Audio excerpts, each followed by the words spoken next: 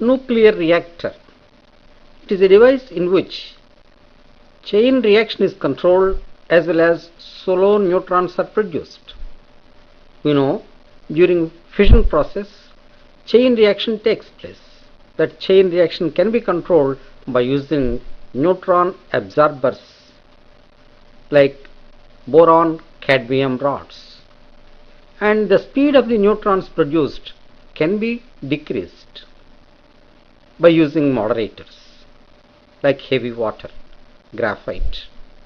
Like this, it serves two purposes. One is in controlling chain reaction, the other one is in slowing down the fast neutrons produced during fission process.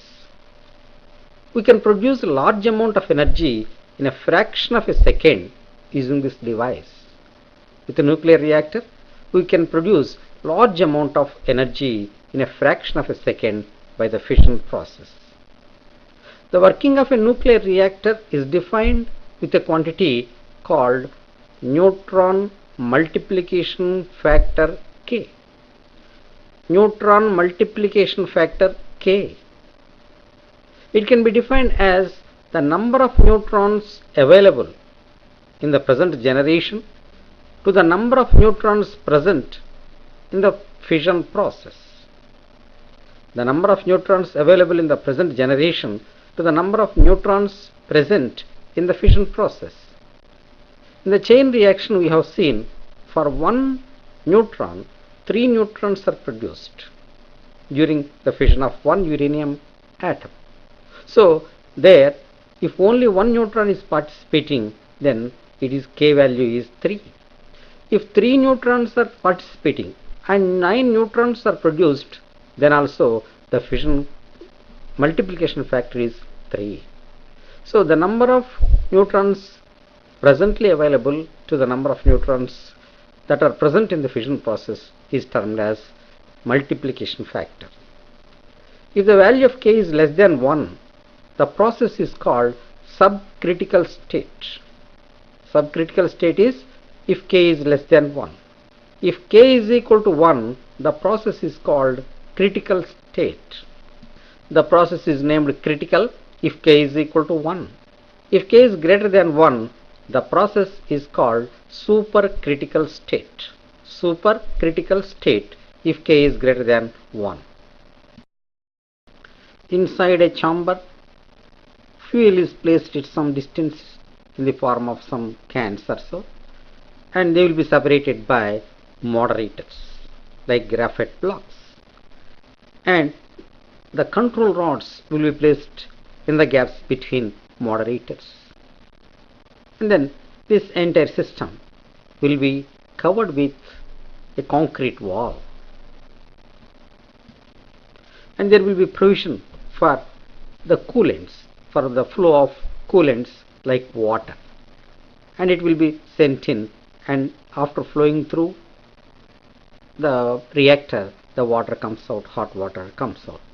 So there will be a fluid, a coolant which is used for cooling the reactor. These are the essential parts of a nuclear reactor: fuel, control rods, moderators, radiation shielding, and coolant.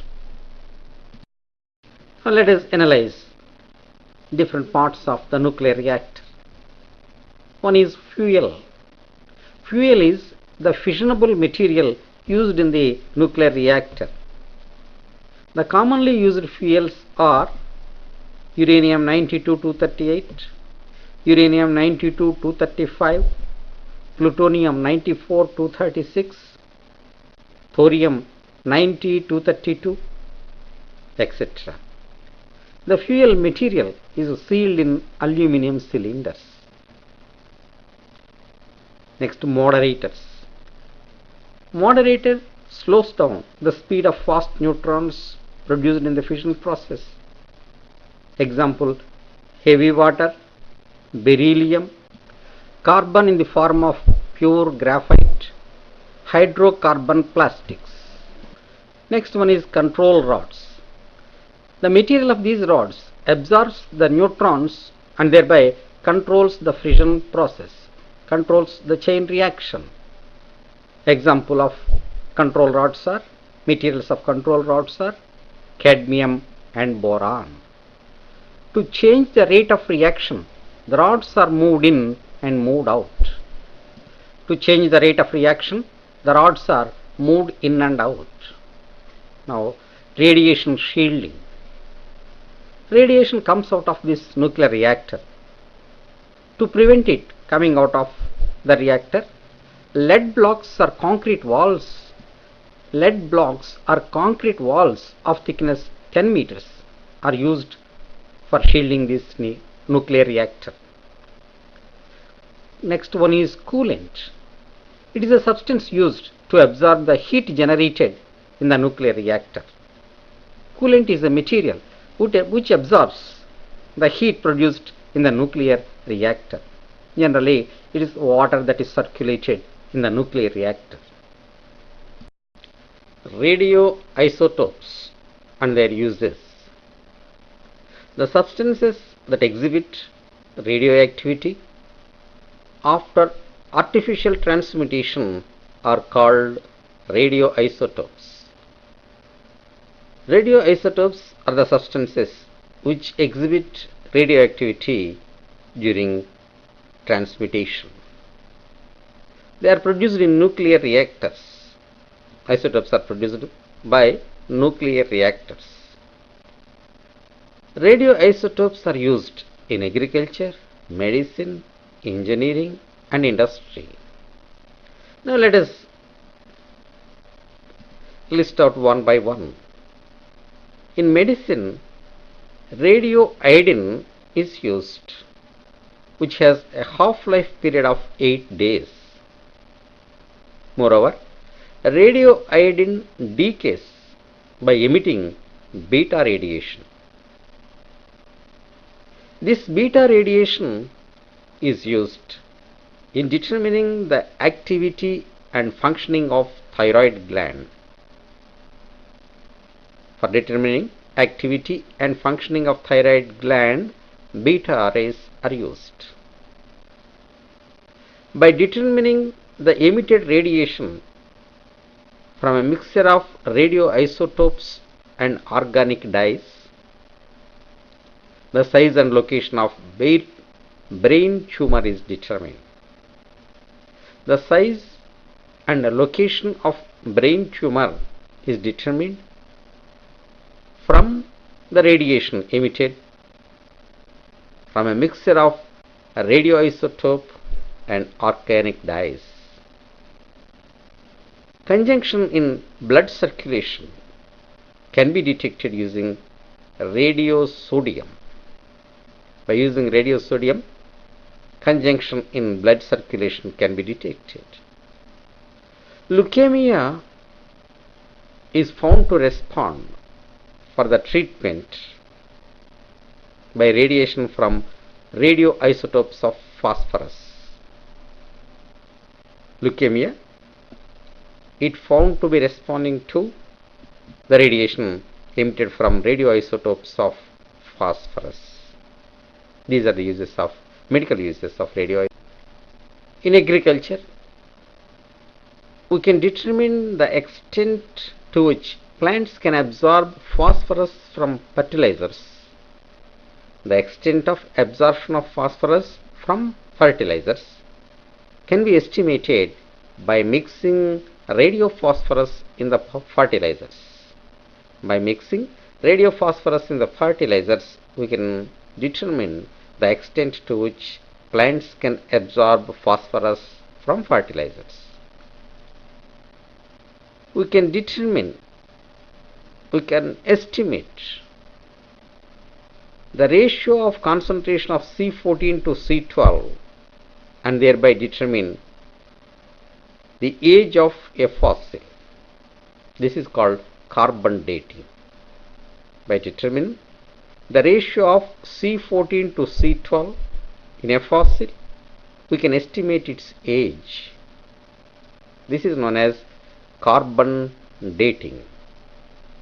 Using radiocarbon dating, the time of death of an organism can be determined. The time of death of organism can be determined by carbon dating. We can also determine the age of old paintings and the age of objects found in excavations, etc. Radioisotopes are used to test the cracks in metal castings and welds. We can use radioisotopes to test the cracks in metal castings and welds without causing any damage to them. We can also use to test the wear and tear of engine parts like piston, rings, gears, ball bearings, and in deciding the efficiency of lubricants. We can use radioisotopes to determine wear and tear of engine parts like piston, rings, gears, ball bearings, and in deciding the efficiency of lubricants. These are the uses of radioisotopes. Radiation hazards. Living organisms are more sensitive to radiation. For example, if a body is exposed to small dose of X-rays or gamma rays, the temperature of the body increases. The temperature of living organisms increases if they are exposed to X-rays or gamma rays. But primitive animals seems to be less sensitive to this radiation. Due to the exposure to the radiation, the following effects may occur. The radiation exposure may damage living organism, and this damage is caused by electromagnetic radiation, that too mostly by gamma radiation. In electromagnetic radiation, gamma radiation is more dangerous, and by neutrons. Nuclear particle neutron is also dangerous. Exposure to neutrons is also dangerous. They damage intestinal mucus, impairment of production of the blood corpuscles, impairment of production of the blood corpuscles, damage to the system producing antibodies. They cause damage to the lens of the eye. They may aid the production of cancer cells, including leukemia. By inhaling radon gas, the lungs will be damaged. By swallowing radioiodine, the thyroid glands will be damaged. Alpha radiation is less harmful since penetrating power is less. Gamma radiation and neutrons are more dangerous as they have got highest penetrating power. Growing organisms are more sensitive than adult organisms. So, children are more susceptible to radiation hazards. Radiation can cause genetic mutations. These are the effects of radiations. Measures needed to protect from radiation hazards. Generally, lead shielding will be done. People working near X-rays, gamma rays, they should wear invariably lead shielding, lead aprons. Shields of lead blocks and concrete walls of thickness 10 meters are used to prevent radiation coming out of the nuclear reactors. So that is a protective measurement. Human beings can get exposed to certain level of radiation called tolerance dose. Human beings can get exposed to certain level of radiation called tolerance dose. These levels are published by International Commission of Radiation Protection, ICRP. Maximum amount of radio elements acceptable within a human body are also pulsed. So we can test for these levels in drinking water and in surrounding air to protect ourselves from the radiation hazards. To prevent radiation hazards from the fission products in nuclear reactor, they are kept in steel storage containers.